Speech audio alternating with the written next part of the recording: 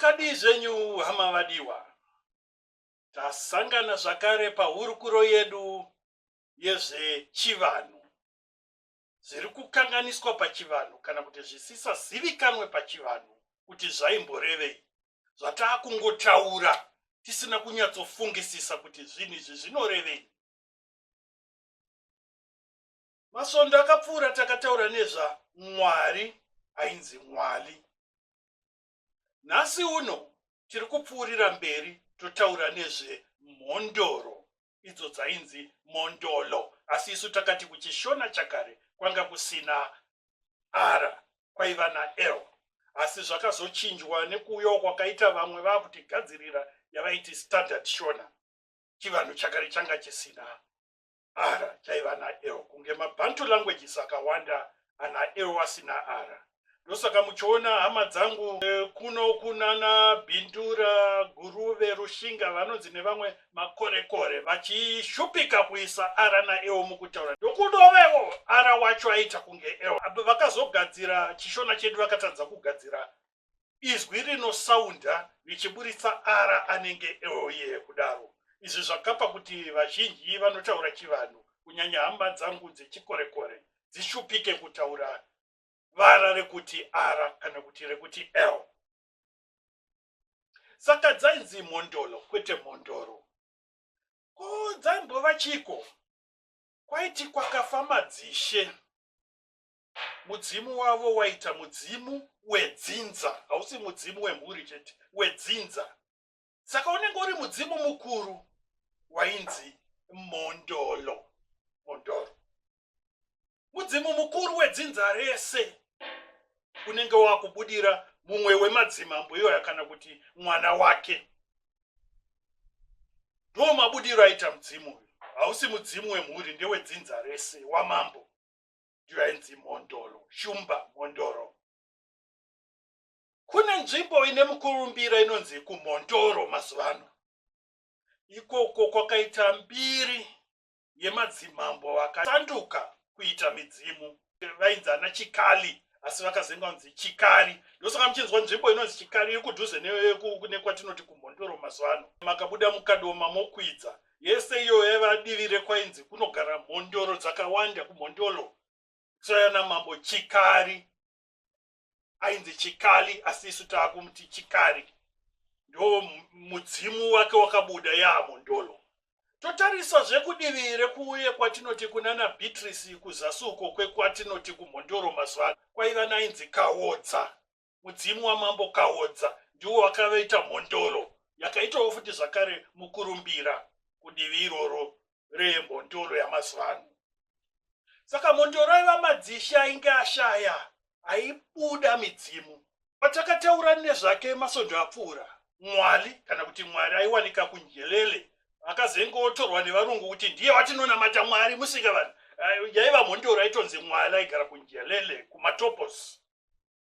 Kunzvimbo iri pedyo nekwata kuti kuBulawayo iko zvinezvi. Kwaiva nemondoro yainzi Mwali, vane mbiri yekunayisa mvura kunjelele kumatopos. Anga asiri Mwari, isu taisatendera kuna Mwari. Taiperera paMondoro, kwanga kusina Mwari kuchivanhu. Takataura nezvazvo makatarisa muvidhio yatakagadzira masondo madika apfuura, munonzwa tichitaura nyaya iyoyo. Saka yaiva Mondolo yainzi Mwali. Makare kare kuna mambo vakanetsa vaiziva zvehondo, vainzi vaMulenga. Pavakashayawo mambo ava, mondoro yehondo yaizivikanwa nenyaya mbiri yekurwa yaivako, yakabva yakuuya kuvana vavo vazukuru vavo vaita umambo, yainzi yeChimurenga, Chimulenga. Kana zita ratakazopa rehondo yatakaita nevarungu makore kunana 1896 taiti Chimurenga, tichifunga mondoro yedu yainzi Mulenga. Mambo vakanga vafa kare kare vaizivikanwa nembiri yehondo, Mulenga. Kune madzimambo akare akaita sana Mutota, Nyatsimba Mutota. Vakaitawo futi midzimu yakaita mbiri yakaita Mondoro ivavo. Kana mwana wake Matope akaita futi mudzimu wakaita Mondoro nekuti waiva mudzimu wamambo.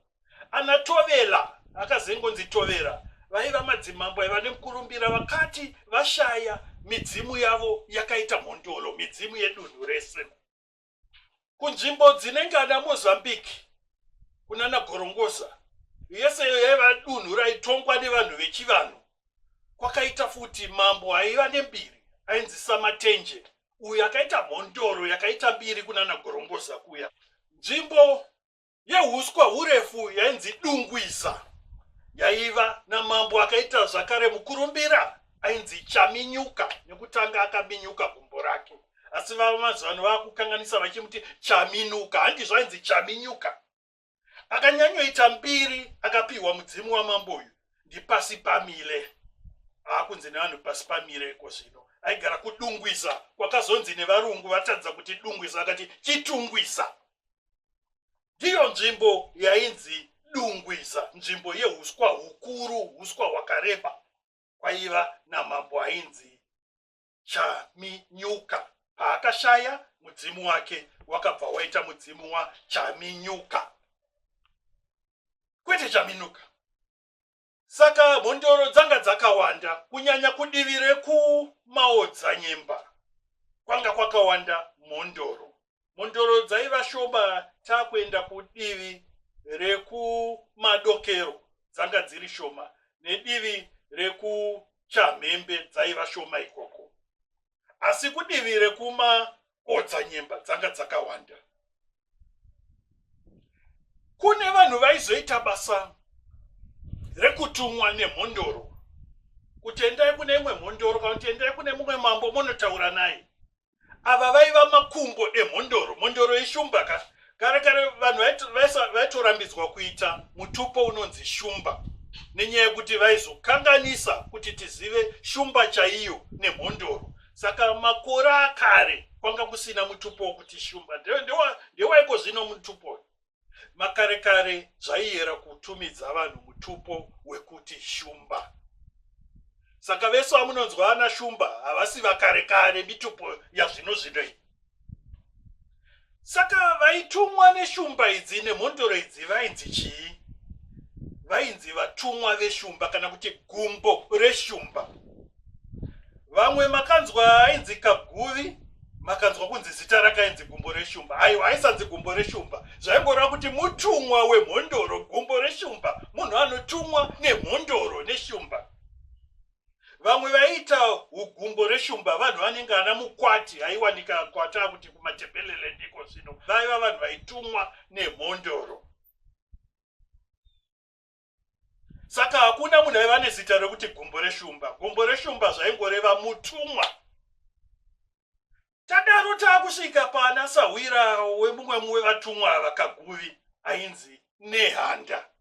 Vanhu vanofunga kuti Nehanda raiva zita remunhu, kana pakafa ainzi Chalwe, varungu vakatoti varamba chimonzwa kuti Nehanda, vakatoti zita rake uyu anonzi Nehanda. Nehanda Chalwe. Handizvoba. Nehanda vakatarisa chishona chedu, mwana weshumba, mwana wemhondoro anonzi Handa. Saka vese ana Nehanda vaiva vana vemhondoro vechikadzi, aimirira kuti mudzimai. Nehanda mwanasikana wamambo wechidzimai.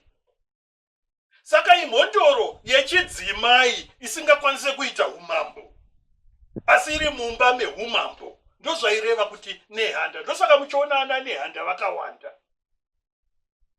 Nehanda ranga risiri zita remunhu. Kwaiva nana Nehanda Nyakasikana, ana Nehanda Gumbi, ana Nehanda Nyamita, naiye Nehanda akaita mbiri Chalwe, uyo aigara kwainzi kumanzou.